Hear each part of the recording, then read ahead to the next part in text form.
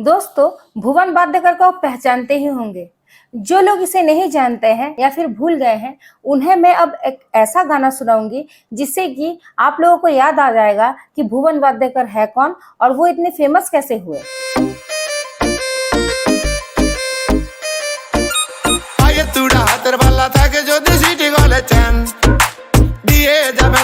সমান সমান তোমরা বাদাম পাবেন বাদাম বাদামে দাদা কাঁচা বাদাম আমার কাছে নেকো বুবু ভাজা বাদাম আমার কাছে পাবে শুধু কাঁচা বাদাम। जी हाँ दोस्तों, कच्चा बादाम सिंगर भुवन बाध्यकर रातों रात अपने पहले गाने के वजह से वायरल हो गए।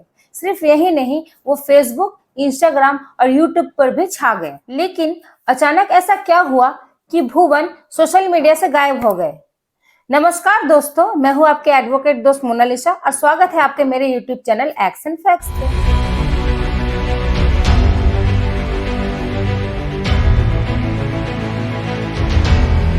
दोस्तों, भुवन बाध्यकर का गाना कच्चा बादाम पे हर टिकटॉकर और इंस्टाग्राम रील्स बनाने वाले थिरकते थे। वो भुवन अचानक से अदृश्य हो गए। एक्चुअली उनके साथ कुछ गड़बड़ हो गया है। जिस गाने से उनको नाम, पैसा और शोहरत मिला, वो गाना अब वो गा नहीं पा रहे हैं। जैसे ही वो अपना कच्चा बादाम गाना गाते हैं और सोशल मीडिया पे पोस्ट करते हैं, वैसे ही साथ उस गाने पे कॉपीराइट स्ट्राइक आ जाता है। उनका कहना यह है कि मैं इस कॉपीराइट स्ट्राइक से परेशान हो गया हूँ। अब ना मुझे शोज मिल रहे हैं और ना मैं कुछ कमा पा रहा हूँ। उनका कहना यह है कि गोपाल नाम के एक शख्स ने उन्हें 3 लाख रुपए दिए और कुछ डॉक्यूमेंट्स में साइन करवाए, यह कहकर कि वो उनका गाना यूट्यूब में सर्कुलेट करेंगे।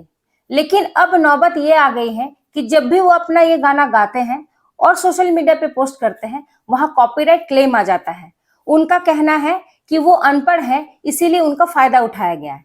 दोस्तों, अब ये जानना जरूरी है कि कॉपीराइट लॉ किस तरह से काम करता है और ये क्या क्या अधिकार दिलाता है। दोस्तों, पहला अधिकार है राइट ऑफ रिप्रोडक्शन। ये किसी भी रूप में रिजर्व काम को कॉपी करने का परमिशन देता है। लेकिन एक बात याद रखिएगा कि कॉपी करने से पहले ऑथर का परमिशन लेना बहुत जरूरी है। दूसरा पॉइंट है राइट टू डिस्ट्रीब्यूट। इस पॉइंट के तहत जिसके पास कॉपीराइट का अधिकार है, वो व्यक्ति इसे डिस्ट्रीब्यूट कर सकता है या फिर वो किसी और को थोड़ा या पूरा इसका अधिकार दे सकता है। तीसरा पॉइंट है right to make derivative of work. इसके तहत उस व्यक्ति को अधिकार है कि वो अपने तरीके से प्रोजेक्ट को यूज करे और वो अपनी इच्छा से उसके एडेप्टेशन और ट्रांसलेशन करे। फोर्थ पॉइंट है राइट टू पब्लिकली परफॉर्म। ये अधिकार देता है कि वो ओनर अपने काम या प्रोजेक्ट को पब्लिकली शो करे या इंटरनेट और सोशल मीडिया पे उसे पब्लिकली एक्सेसिबल करे। पांचवा पॉइंट है राइट टू पैटर्निटी।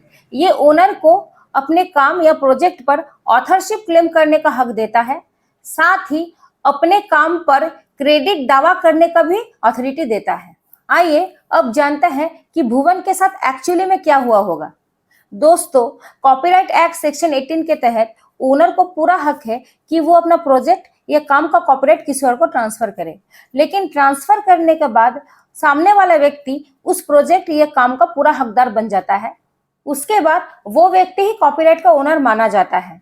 लेकिन एक बात का ध्यान रखें कि असाइनमेंट रिटन होना जरूरी है और उसमें असाइनर द्वारा सिग्नेचर भी बहुत जरूरी है। यानी यहाँ ये समझ में आता है कि भुवन ने कुछ ऐसी ही गलती की होगी।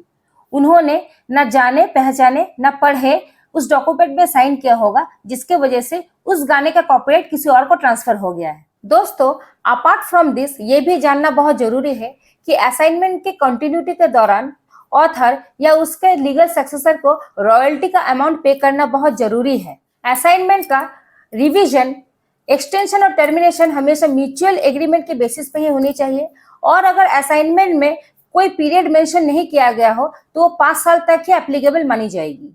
लास्टली, कॉपीराइट एक्ट सेक्शन 30 में ये कहा गया है कि ओनर अपने साइन किए हुए लाइसेंस द्वारा अपने काम या प्रोजेक्ट का कॉपीराइट का इंटरेस्ट किसी भी व्यक्ति को ट्रांसफर कर सकता है। दोस्तों, लालच के चक्कर में पड़कर कोई भी कदम उठाने से पहले हमें 10 बार सोचना चाहिए, नहीं तो फिर भुवन जैसा खामियाजा भुगतना पड़ेगा। दोस्तों, अगर आपको मेरी वीडियो अच्छी लगी हो तो लाइक, कमेंट, शेयर और सब्सक्राइब जरूर करें और हमें मोटिवेट करते रहें। Thank you so much.